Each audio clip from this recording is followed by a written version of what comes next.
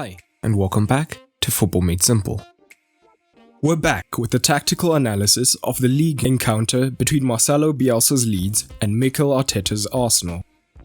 Both teams wanted the win after some inconsistent form in the league, but in the end, it ended in a quite interesting 0-0 draw. However, the XG indicated that Leeds created the better chances by a margin. The XG time map shows that even before Pepe was sent off, Leeds were far and away the better team on the day, from start to finish. But what tactics did both managers look to use? Let's take a look. A special shout out to everyone who's been able to support Football Made Simple on Patreon so far. If you want to help the channel, I'd love it if you considered supporting on patreon.com/footballmadesimple, and you'll get perks like early access to videos, exclusive content, and so much more. A quick reminder of the formations used by both managers. Whilst Leeds' formation could be described as a 4-1-4-1 on paper, in actuality it was as fluid as ever. Arteta, on the other hand, chose to line up in a more straightforward 4-2-3-1. Now, let's dig into the tactics, starting with what Leeds looked to do. For the most part, Leeds looked to play out short, with the centre-backs ready to split to the width of the box and the full-backs moving higher and wider. On the rare occasions Arsenal did press in their 4-2-3-1, Willock would look to join Aubameyang in picking up a centre-back, meaning that the wingers could remain wider.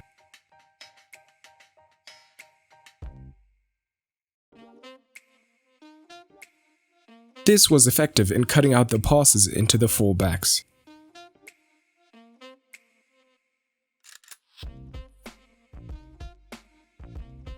But generally, Arsenal would sit in a mid-block 4-2-3-1 and were not aggressive in the press, with the passes per defensive action of over 15.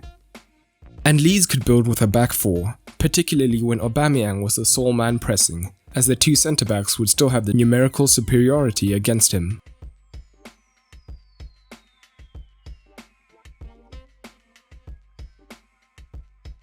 But at times, Arsenal pressed in a 2, which could be done by a winger moving central, or alternatively, Willock looking to push up from attacking midfield. And often, Leeds would shift to a back 3, with Luke Ayling moving into a right centre-back position to give them numerical superiority.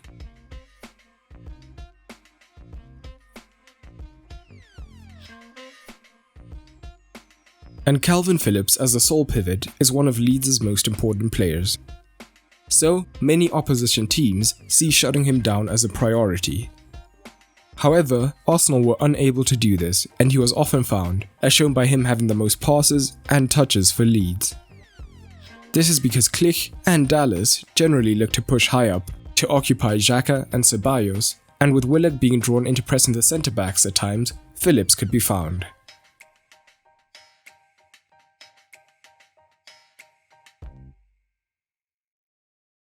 But even when Willock was initially deeper, he was slack in tracking his man, meaning that Phillips could create angles to receive the ball. But when Phillips was occupied, Klich came into play. When Phillips was tracked, we saw Klich drop deep to create the temporary option, which allowed Phillips to create an angle to receive the wall pass as Willock's attention was drawn to the travelling ball. Phillips would then be able to dictate the next phase of play.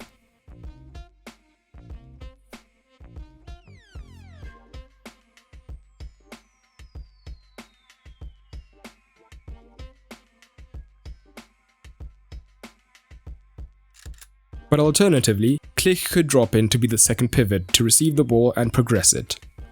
This was particularly effective when Ayling pushed higher up the pitch, allowing Rafinha central to occupy an Arsenal pivot.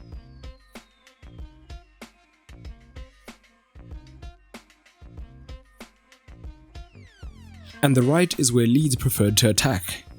Once again, Klich was a big factor. With the ball deep, he would push higher up into the right half space, and the centre-backs were willing to attempt these higher risk, progressive passes into him, which would be the trigger for Rafinha to move deep, to potentially receive the wall pass from Klich. From here, he would drive higher and look for the shot,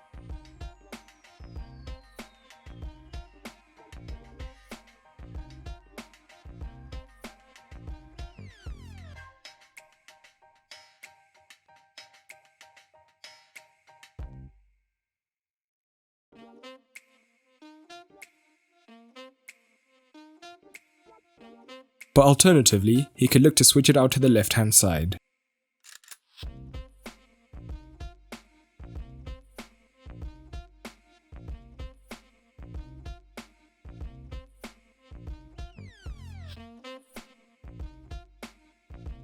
With Klich continuing his run into the wide regions, Rafinha could also look to find him there. Once Pepe was sent off for Arsenal, Leeds became even more dominant, as Arsenal switched to a 4-4-1. This meant that with Leeds' central midfielders pushed up higher, occupying the Arsenal pivots, Phillips often had comfortable possession to dictate the play from this region. And with Arsenal having less attacking threat, we often saw both fullbacks push much higher up to receive the potential switches from Phillips.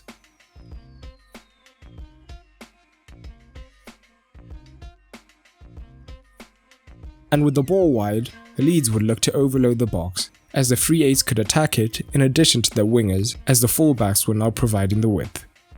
This led to several big chances.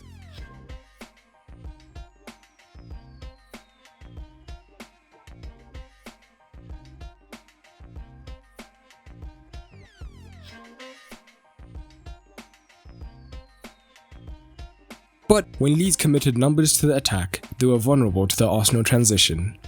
This was often led by Saka coming more central to join Aubameyang, and then looking to make runs behind the remaining centre-backs or into the wide regions. This led to some promising situations.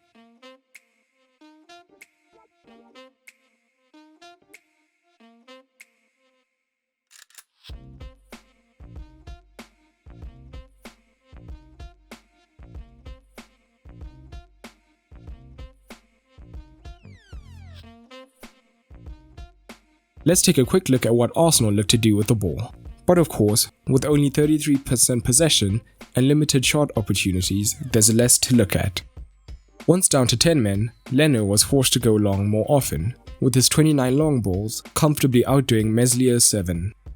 This is because Leeds generally pressed high, with the passes per defensive action of just over 6. But before going behind, they would play out short much more consistently. And a major goal was to get Tierney into dangerous positions, often with Ceballos dropping into the left-back zone, whilst Willian moved infield to draw in Ayling. This then freed Tierney to make the outside run to try and receive the ball.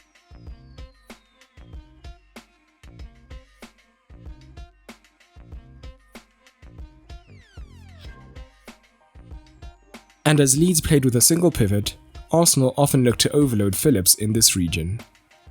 We often saw Pepe move infield to the attacking midfield position, whilst Aubameyang often functioned as a false 9, looking to drop deep and do some link-up play.